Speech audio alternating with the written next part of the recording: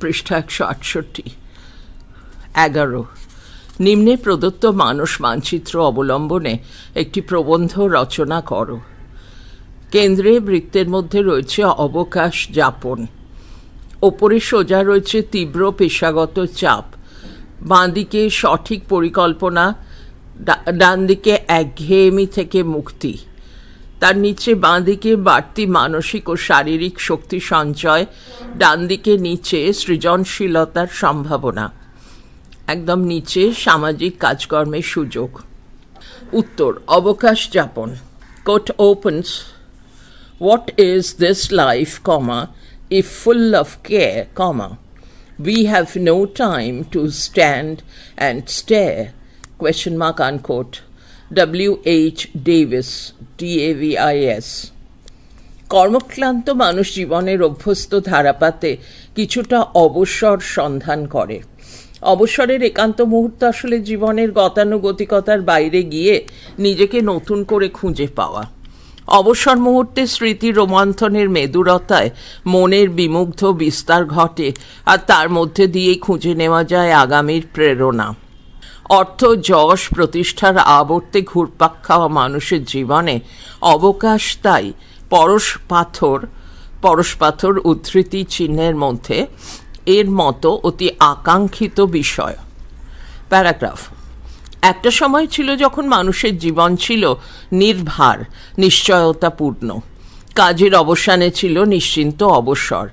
বাঙালি তখন সময় কাটাতো চণ্ডীমণ্ডপের আটচালায়, সান্ধ্য মজলিসে।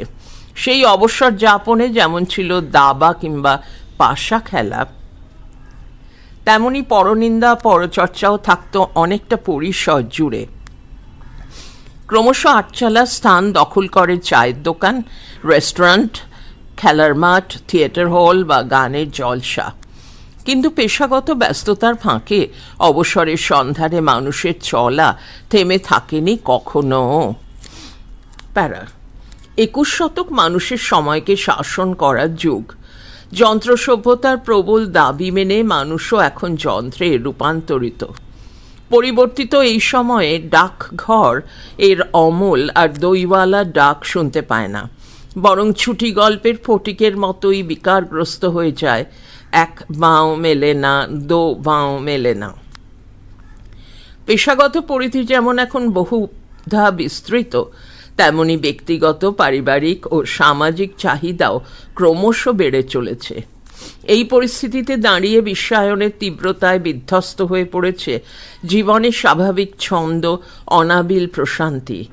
আজকের পরিবর্তিত প্রেক্ষাপটে 12 ঘন্টা কাজের জীবনে অবকাশ নেই, আর তাই হয়তো অবকাশের তাৎপর্য উপলব্ধ হয় আরও তীব্রভাবে। অবকাশ মানুষকে পেশাগত জীবনের একঘেয়েমি থেকে মুক্তি দেয়। বৈচিত্র্যের স্পর্শে সঞ্জীবিত হয় তার জীবন। পরিশীলিত অবকাশ যাপন সত্য ও সুন্দরের বোধে আস্থাশীল করে তোলে তাকে। ছাত্রদের জীবনে এই অবকাশ নিয়ে আসতে পারে মুক্তির সোচ্চার উল্লাস। একদিকে অবকাশের মুহূর্তে মানুষ যেমন তার দৈনন্দিন ছক ভেঙে নতুন কর্মপ্রবাহের সঙ্গে নিজেকে সংযুক্ত করতে পারে, তেমনি অন্যদিকে সংগ্রহ করে নিতে পারে তার পরবর্তী দিনগুলোর প্রেরণা। পৃষ্ঠা 169। অবকাশের মুহূর্তে জন্ম নিতে পারে স্মরণীয় কবিতা, গান বা চিত্রকলা। আবার এই সময়ে সাক্ষরতা আন্দোলন, বিজ্ঞান চেতনা প্রসারে বিভিন্ন আন্দোলনে নিজেকে যুক্ত করা যায়। রবীন্দ্রনাথ বলেছিলেন, উদ্ধৃতি শুরু, সত্যকে খুব বড় করে ধ্যান করবার এবং উপলব্ধি করবার মতো মনের উদার অবকাশ প্রয়োজন। দাঁড়ি উদ্ধৃতি শেষ। অবকাশ আসলে একটি মধ্যবর্তী পর্ব, কাজের এক অধ্যায় থেকে অন্য অধ্যায়ে যাওয়ার জন্য নিজেকে আরও উপযোগী, শুদ্ধতর ও সঠিক করে তোলার উপযুক্ত সময়। অবকাশ তাই একদিকে হালকা হাওয়ায় অবরুদ্ধ আবেগকে যেমন অবাধ করে দেওয়া, তেমনি অন্যদিকে জীবনকে আরও ব্যাপকভাবে উপলব্ধি করারও সময়। চলাই জীবন, থেমে থাকাই মৃত্যু, কিন্তু ক্ষণিকের বিরতিও প্রয়োজন চলার রসদ সংগ্রহের জন্য। বুনো ফুলের গন্ধে, নদীর বুক থেকে ভেসে আসা ভাটিয়ালির সুরে, একাডেমিতে চলতে থাকা বিমূর্ত চিত্রকলার তুলির পোঁচে, শক্তি চট্টোপাধ্যায়ের হৃদয় নিংড়ানো শব্দমালায়, কিংবা মেঘে ঢাকা তারার পাহাড় কাঁপানো আমি বাঁচতে চাই চিৎকারে, যেভাবেই হোক না কেন মানুষ খুঁজে নেয় অবসরের মণিমাণিক্য বেঁচে থাকারই তাগিদে। 12. নিম্নে প্রদত্ত মানুষ মানচিত্র অবলম্বনে একটি প্রবন্ধ রচনা করো। কেন্দ্রের বৃত্তে রয়েছে বন্যপ্রাণী সংরক্ষণ, উপরে প্রাচীন ভারতে বৃক্ষ দেবতা, বাঁদিকে নাগরিক সচেতনতা ও সভ্যতার সুরক্ষা, তার নিচে সংরক্ষণের উদ্যোগ, ডান দিকে বৃক্ষের অর্থনৈতিক গুরুত্ব, তার নিচে শিল্প সভ্যতায় অরণ্যের বিপর্যয়, কেন্দ্র থেকে নিচে বন ও বন্যপ্রাণীর প্রয়োজনীয়তা। উত্তর: বন্যপ্রাণী সংরক্ষণ। উদ্ধৃতি শুরু। নিজের ছায়ায় দাঁড়িয়ে আছে দুরন্ত এক জংলি গাছ, চারপাশে তার সানায় কুড়ুল, ধোপ দুরস্ত ফন্দিবাজ। নারী উদ্ধৃতি শেষ। সুমন চট্টোপাধ্যায়। আদিম অরণ্য বৃক্ষ প্রাণের ধাত্রী হিসেবে পৃথিবীতে আবির্ভূত হয়েছিল বহু কোটি বছর আগে। তারপর এককোষী প্রাণী, এককোষী কয়কা তালবস্বয় দীর্ঘই, প্রাণী থেকে মানুষের আবির্ভাব ঘটতে অনেক সময় লেগেছে। আমার মনে হয় এটি মূর্ধন্য ষ হবে। আদিম মানুষকে নিজের অকৃপণ স্নেহচ্ছায়ায় লালন করেছে বিশ্ব প্রকৃতি। অরণ্যচারী মানুষ প্রকৃতি থেকেই সংগ্রহ করেছে আহার্য, আবার প্রকৃতিই তাকে দিয়েছে আশ্রয়। সভ্যতার বিকাশ ঘটেছে, কিন্তু অরণ্যের সঙ্গে মানুষের সম্পর্ক, অরণ্যের প্রতি নির্ভরতাকে অস্বীকারের কোনো সুযোগ আজও নেই আপাত উদ্ধত এই মানব সভ্যতার কাছে। প্যারা। একটা সময় অরণ্য ছিল সভ্যতার ধাত্রী। প্রাচীন ভারতবর্ষে বৈদিক সভ্যতা ছিল অরণ্য ভিত্তিক। তপবন ছিল শিক্ষা বিস্তারের কেন্দ্র। বানপ্রস্থে বনে যাওয়ার রীতি ছিল। মন্দাক্রান্তা ছন্দে প্রবাহিত সেদিনের জীবনযাত্রায় অরণ্যের এই গুরুত্বের কথা স্বীকৃত হয়েছে বেদে, মহাভারতে এবং রামায়ণের মতো প্রাচীন প্রবন্ধগুলিতে। শুধু অরণ্য নয়, অরণ্যের পশুরাও গুরুত্বপূর্ণ ভূমিকা নিয়েছে। কখনো তারা আহার্য হিসেবে ব্যবহৃত হয়েছে, কখনো জীবিকা পূরণে সাহায্য করেছে, কখনো এই পশুই হয়েছে বিনিময়ের মাধ্যম। মানুষও অভিজ্ঞতার বিশ্বাসের যুগ্ম নিরিখে আঁকড়ে ধরতে চেয়েছে এই অরণ্য প্রকৃতিকে, বৃক্ষ এবং পশুদের দেবতা জ্ঞানে পুজো করেছে। প্যারা। কৌম সভ্যতার কোলে ধীরে ধীরে জন্ম নিয়েছে আধুনিক মানুষ। সভ্যতার চরিত্র বদল হয়েছে। শিল্প বিপ্লবের বলে বলিয়ান মানব সভ্যতা একটা সময় অরণ্য প্রকৃতির অবদানকে ভুলতে শুরু করেছে সভ্যতার বিকাশে। সভ্যতার গতি যত বেশি করে বহির্মুখী হয়েছে, ততই সে অস্বীকার করতে চেয়েছে অরণ্য প্রকৃতির সঙ্গে তার আত্মার বন্ধন। ফলে নতুন জনপদ সৃষ্টি, শিল্প স্থাপন কিংবা নগরায়নের দোহাই দিয়ে নির্বিচারে বৃক্ষনিধন চলেছে। আর এই অরণ্য ধ্বংসের কারণে অসংখ্য প্রজাতির পশু পাখি চিরকালের জন্য পৃথিবী থেকে বিলুপ্ত হয়ে গেছে। প্যারা।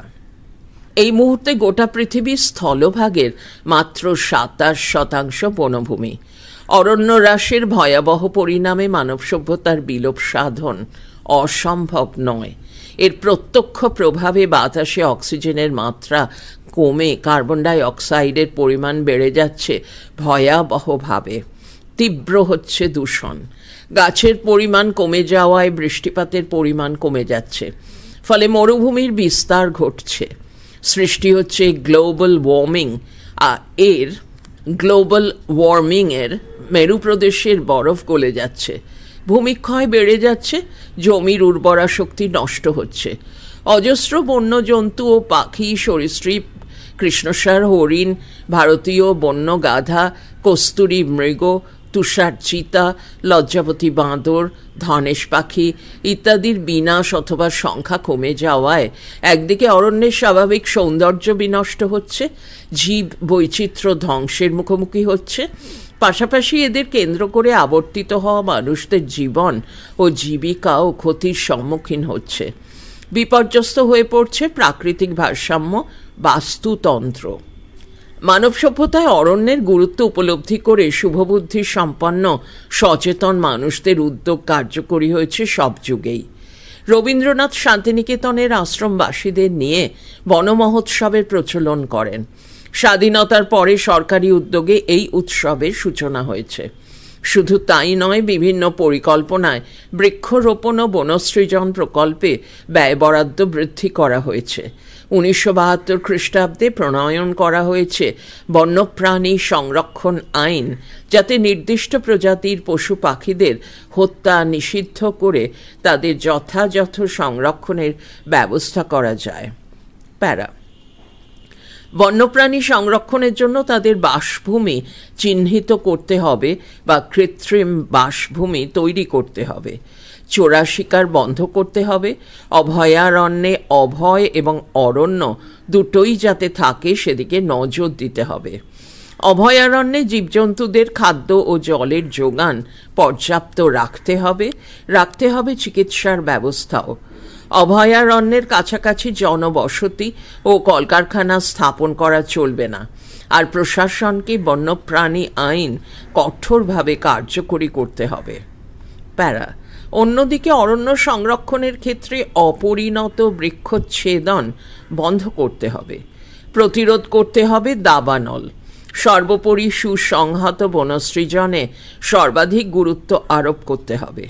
সেই সঙ্গে বনভূমিতে গৃহপালিত পশুচারণ নিষিদ্ধ করতে হবে। পৃষ্ঠা 170। কাঠের বিকল্প জ্বালানি এবং আসবাবপত্র নির্মাণ বিকল্প দ্রব্যের ব্যবহার করতে হবে। কাঠের চোরা কারবার বন্ধের যথেষ্ট বনরক্ষী নিয়োগ করতে হবে। প্যারা, মানব সভ্যতায় বন ও বন্য প্রাণীদের অবদান ও প্রয়োজনীয়তাকে ভুলে যাওয়ার অর্থ নিশ্চিত ধ্বংসকে আহ্বান করা। তাই সচেতন মানুষ চেতনার গুণে তার ভুলের পাপের উৎসকে অতিক্রম করে যাবে, এটাই যুগ সন্ধিক্ষণের শ্রেষ্ঠতম আশা। বেঁচে থাকার, নিঃশ্বাস নেওয়ার অমলিন ভরসাও বটে। উপরের রচনাটি অবলম্বনে অবশ্য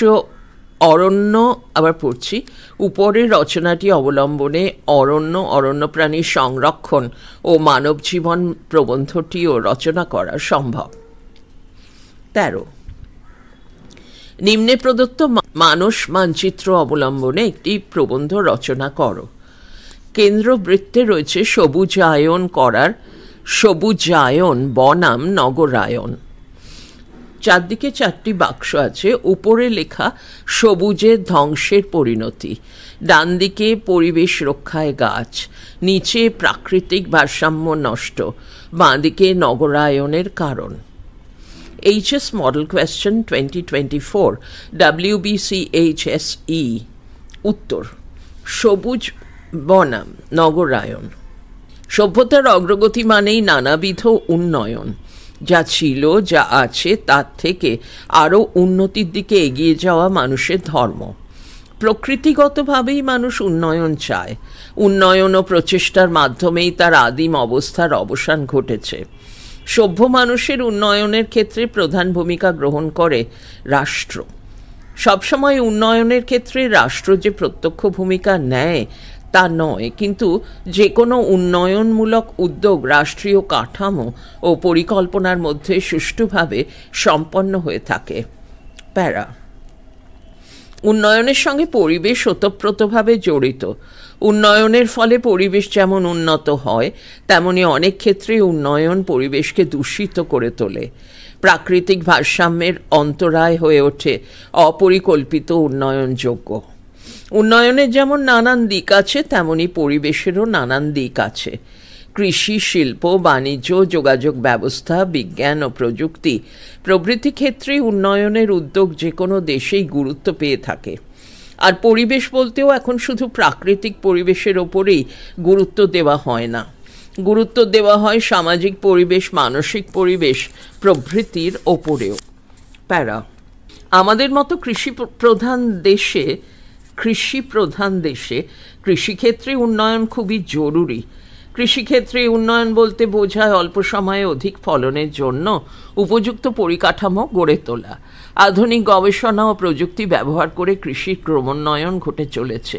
এই উন্নয়নের ফলে আপাত দৃষ্টিতে পরিবেশের বিশেষ ক্ষতি হচ্ছে বলে মনে হয় না, কিন্তু কৃষির উন্নয়ন একদিকে কৃষকের সচ্ছলতা যেমন বাড়াচ্ছে, তেমনি অন্যদিকে বাড়াচ্ছে প্রাকৃতিক দূষণ। কৃষিক্ষেত্রে উন্নত রাসায়নিক সার এবং কীটনাশকের ব্যবহার আজ অপরিহার্য, আর এসবের ব্যবহারের ফলে জল এবং মাটি দারুণভাবে দূষিত হচ্ছে। এর প্রত্যক্ষ প্রভাবে মানুষসহ সমগ্র জীবজগৎ গভীরভাবে প্রভাবিত হচ্ছে। প্যারা, আজকের পৃথিবীতে বোধহয় সবচেয়ে বেশি গুরুত্ব দেওয়া হচ্ছে শিল্পের উন্নয়নে। দিকে দিকে ছোট বড় মাঝারি নানান মাপের নানান কলকারখানা স্থাপনের উদ্যোগ চলছে। এতে অর্থনৈতিক উন্নয়ন সাধিত হচ্ছে, বহু মানুষের কর্মসংস্থানের সুযোগ ঘটছে, একথা সত্য, কিন্তু পাশাপাশি এই উন্নয়ন পরিবেশের পক্ষে বিপজ্জনকও হয়ে উঠেছে। কলকারখানাগুলি থেকে নির্গত দূষিত বর্জ্য পদার্থ নদী ও সমুদ্রের জল এবং মাটিকে দূষিত করছে। এইসব কলকারখানার ধোঁয়ার মাধ্যমে বাতাসে ছড়িয়ে পড়ছে মারাত্মক বিষ। প্যারা, গ্রাম শহর সর্বত্র এখন রাস্তাঘাট নির্মাণের ব্যাপক উদ্যোগ নেওয়া হয়েছে। বহু দুর্গম স্থান এখন হয়ে উঠছে সুগম। তবে যোগাযোগ ব্যবস্থার উন্নতি সাধনের জন্য কেটে ফেলতে হচ্ছে বহু গাছ, যা পরিবেশের পক্ষে মোটেই অনুকূল নয়। পরিবেশের পক্ষে সবচেয়ে ক্ষতিকারক হয়ে উঠেছে যানবাহনের সংখ্যাধিক্য। যানবাহনের সংখ্যা বৃদ্ধির ফলে যোগাযোগ ব্যবস্থা উন্নত হলেও বায়ু দূষণ ও শব্দ দূষণের মাত্রা বহু গুণ বেড়ে যাচ্ছে। দূষণ দয়দীর্ঘ মূর্ধন্যস্য মূর্ধন্য।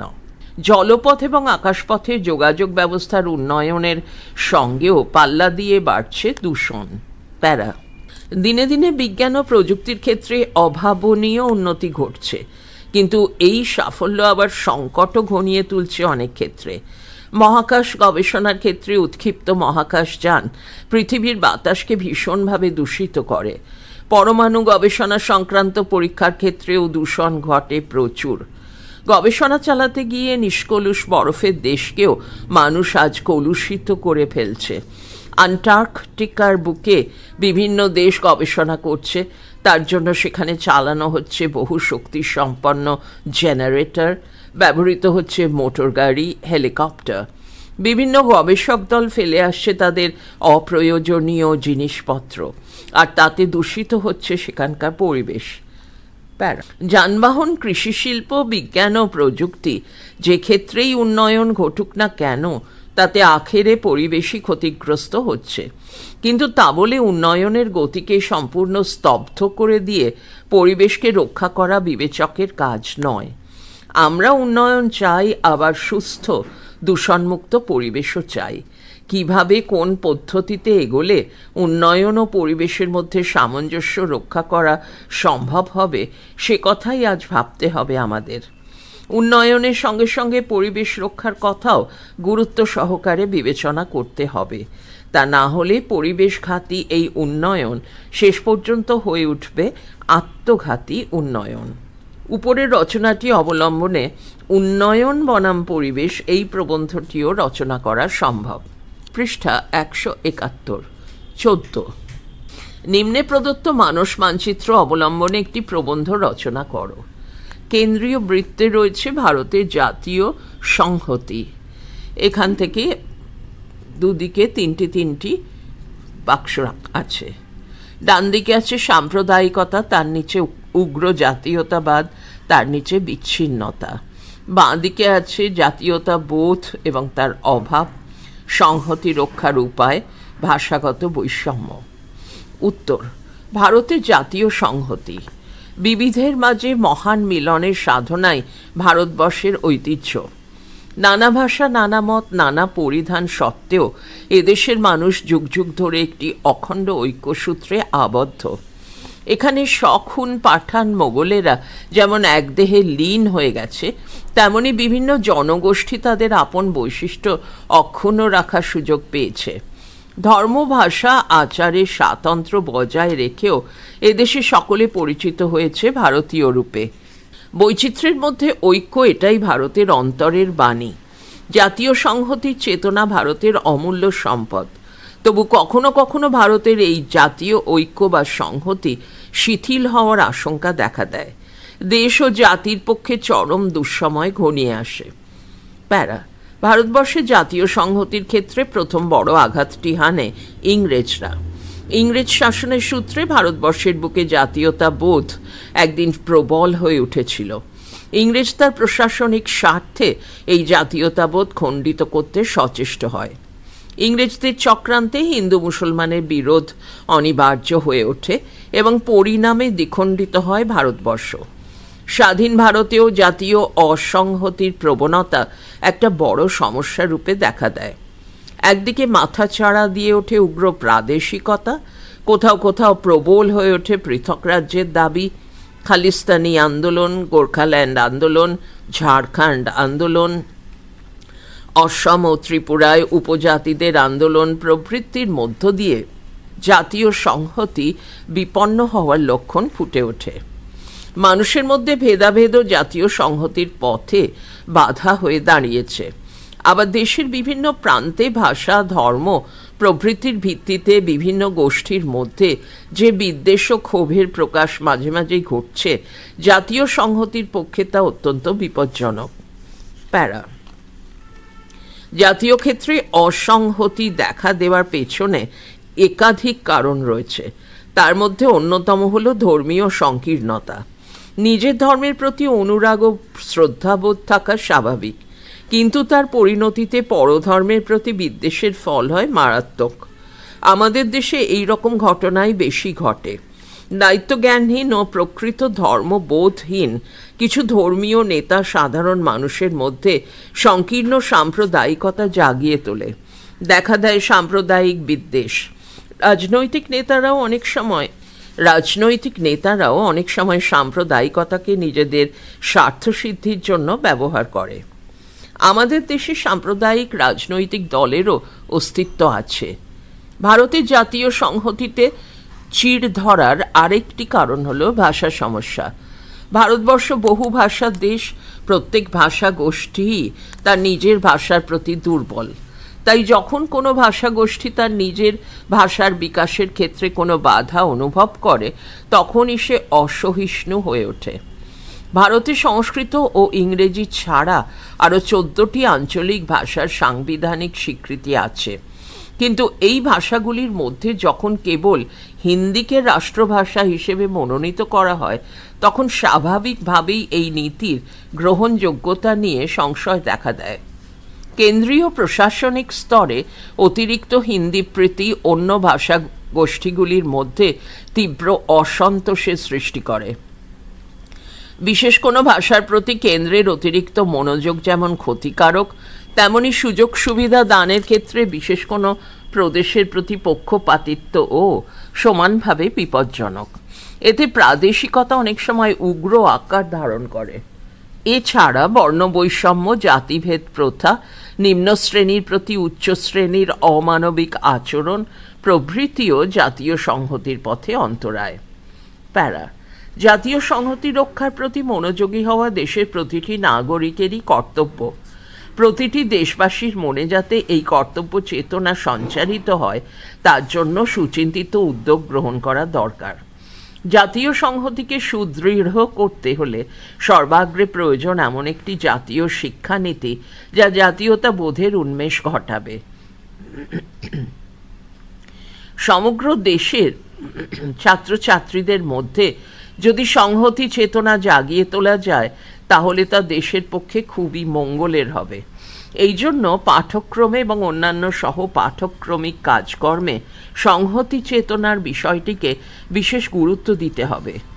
এ বিষয়ে দেশের প্রতিটি শিক্ষা প্রতিষ্ঠানের প্রত্যেক শিক্ষক শিক্ষিকার ভূমিকা অত্যন্ত গুরুত্বপূর্ণ। শিক্ষা প্রতিষ্ঠান ছাড়া বিভিন্ন সমাজ সংগঠন ও সাংস্কৃতিক প্রতিষ্ঠানকেও সংহতি রক্ষার দায়িত্ব পালন করতে হবে। বিভিন্ন প্রদেশের মধ্যে সাংস্কৃতিক যোগাযোগ জাতীয় ঐক্য গড়ে তোলার ক্ষেত্রে বিশেষ সহায়ক। তাই সরকারি ও বেসরকারি উভয় পক্ষ থেকেই এ বিষয়ে উদ্যোগ নেওয়া দরকার। খেলাধুলা ও অন্যান্য বিষয়কে কেন্দ্র করে আন্তঃরাজ্য যোগাযোগকে আরও সুদৃঢ় করে তুলতে হবে। জাতীয় স্বার্থ রক্ষার ক্ষেত্রে রাজনৈতিক দলগুলিকে এগিয়ে আসতে হবে বিভিন্ন ধর্মের নেতৃস্থানীয় ব্যক্তিদেরও। এ বিষয়ে সরকারের দায়িত্বই বোধহয় সবচেয়ে বেশি। দেশের প্রতিটি প্রদেশের প্রতিটি মানুষ যাতে তার নিজস্ব ভাষা, ধর্ম ও সংস্কৃতি চর্চার পর্যাপ্ত সুযোগ পায়, সেদিকে সরকারের সজাগ দৃষ্টি থাকা প্রয়োজন। প্রকৃত শিক্ষার অভাব থেকেই অনেক সময় মানুষ অন্য ধর্ম, ভাষা বা জাতির প্রতি আক্রমণাত্মক হয়ে ওঠে। তাই সমগ্র দেশ জুড়ে চাই প্রকৃত শিক্ষার বিস্তার। প্যারা। ভারতবর্ষ চিরকালই মিলনের পক্ষে। যুগে যুগে এদেশের মহাপুরুষগণ শুনিয়ে গেছেন মহামিলনের বাণী। তাই বিচ্ছিন্নতা বোধ এদেশে কখনোই দীর্ঘস্থায়ী হতে পারে না। সাম্প্রদায়িকতা, প্রাদেশিকতা বা অন্য কোনো বিষয়কে কেন্দ্র করে যে অশুভ শক্তি মাঝে মাঝে জাতীয় সংহতিকে বিপন্ন করে তোলে, তা একদিন ভারতবর্ষের মাটি থেকে নিশ্চিহ্ন হয়ে যাবে বলেই আমাদের বিশ্বাস। কেননা এদেশের ঐতিহ্যে বিচ্ছিন্নতা নয়, চিরকাল ঐক্যের সুরই ধ্বনিত হয়েছে। পৃষ্ঠা 172। 15। নিম্নে প্রদত্ত মানস মানচিত্র অবলম্বনে একটি প্রবন্ধ রচনা করো। বৃত্তে রয়েছে নিরক্ষরতা দূরীকরণে ছাত্র সমাজ। উপরে রয়েছে ভারতের নিরক্ষরতা, ডান দিকে অর্থনৈতিক উন্নয়ন, তার নিচে ছাত্রদের দায়িত্ব, নিচে আদর্শ ও দায়বদ্ধতা, বাঁ দিকে ছাত্রদের নিরক্ষরতার বিরুদ্ধে লড়াইয়ের উপায়, তার উপরে নিরক্ষরতা একটি অভিশাপ। উত্তর। নিরক্ষরতা দূরীকরণে ছাত্র সমাজ। সভ্যতার ইতিহাসে লিপির আবিষ্কারের সঙ্গে সঙ্গেই দেখা দিয়েছে স্বাক্ষর হওয়ার প্রয়োজনীয়তা। অক্ষরের পর অক্ষর সাজিয়ে মানুষ তার অভিজ্ঞতা, পর্যবেক্ষণ কিংবা বিচিত্র অনুভূতিকে স্থায়িত্ব দেয়। নিজের মনের কথা কিংবা কাজের কথাকেও সে ধরে রাখে অক্ষরে। এই অক্ষরের সঙ্গে যার পরিচয় নেই, সে অন্যের কথা যেমন পড়তে পারে না, তেমনি নিজের কথা লিখে জানাতেও পারে না, অর্থাৎ সে নিরক্ষর। সভ্যতার অগ্রগতির পথে সবচেয়ে বড় অন্তরায় এই নিরক্ষরতা। প্যারা। একই সময়ে একই সমাজে বাস করেও একদল মানুষ স্বাক্ষর এবং একদল মানুষ নিরক্ষর থেকে যায়। এর অন্যতম কারণ সামাজিক অর্থনৈতিক বৈষম্য। একসময় সমাজের তথাকথিত উচ্চ শ্রেণীর অর্থবান মানুষ দরিদ্র খেটে খাওয়া মানুষকে শিক্ষার সুযোগ দিতে নিতান্তই অনিচ্ছুক ছিল। অশিক্ষিত দরিদ্র মানুষ প্রজন্মের পর প্রজন্ম ধরে নিরক্ষরই থেকে যেত।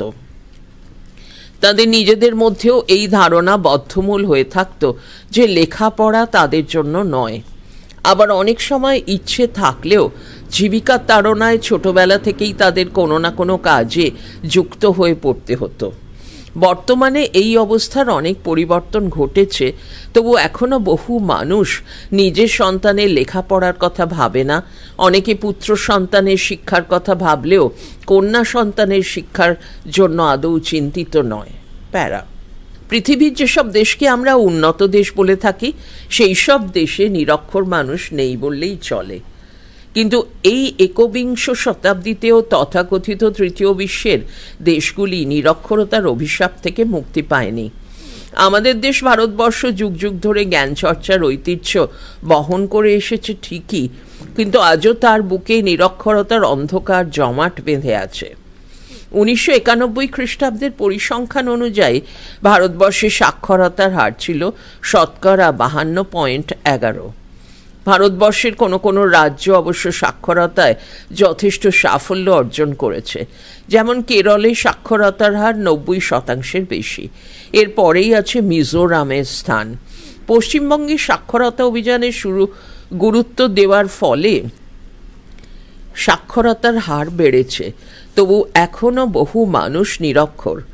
2011 খ্রিস্টাব্দের জনগণনায় প্রাপ্ত পরিসংখ্যান অনুযায়ী পশ্চিমবঙ্গের সাক্ষরতার হার 77.08%। প্যারা। দেশের মাটি থেকে নিরক্ষরতার কলঙ্ক মুছে ফেলতে হলে বিভিন্ন দিক থেকে ব্যাপক উদ্যোগ গ্রহণ করতে হবে। নিরক্ষরতা দূরীকরণের ক্ষেত্রে ছাত্র সমাজের একটি বিশেষ দায়িত্ব আছে। ছাত্র সমাজ প্রত্যক্ষভাবে শিক্ষা জগতের সঙ্গে যুক্ত। তাদের মধ্যে আছে তারুণ্যের গতিময়তা এবং প্রবল উদ্যম। তারা নিজেরা শিক্ষিত হবে আর তাদের চারপাশে বহু মানুষ ডুবে থাকবে অজ্ঞানতার অন্ধকারে, তা হয় না। সুতরাং নিজেদের জ্ঞানার্জনের পাশাপাশি তাদের উচিত অন্যদেরও সাক্ষর করে তোলা। ছাত্র সমাজ সচেষ্ট হলে সাক্ষরতার অভিযান দারুণভাবে সফল হতে পারে বলে আমাদের বিশ্বাস। প্যারা। নিরক্ষরতা দূরীকরণে ছাত্র সমাজকে সুপরিকল্পিতভাবে অগ্রসর হতে হবে।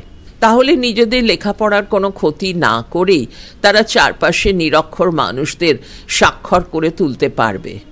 প্রত্যেক ছাত্রছাত্রী যদি দুজন মানুষকেও সাক্ষর করে তুলতে পারে, তবে তা দেশের অগ্রগতিতে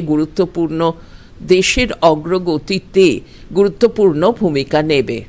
ছাত্রছাত্রীরা তাদের সাপ্তাহিক ছুটির দিনের একটি অংশ যদি সাক্ষরতার কাজে ব্যয় করে, তাহলে অনেক উপকার পাওয়া সম্ভব।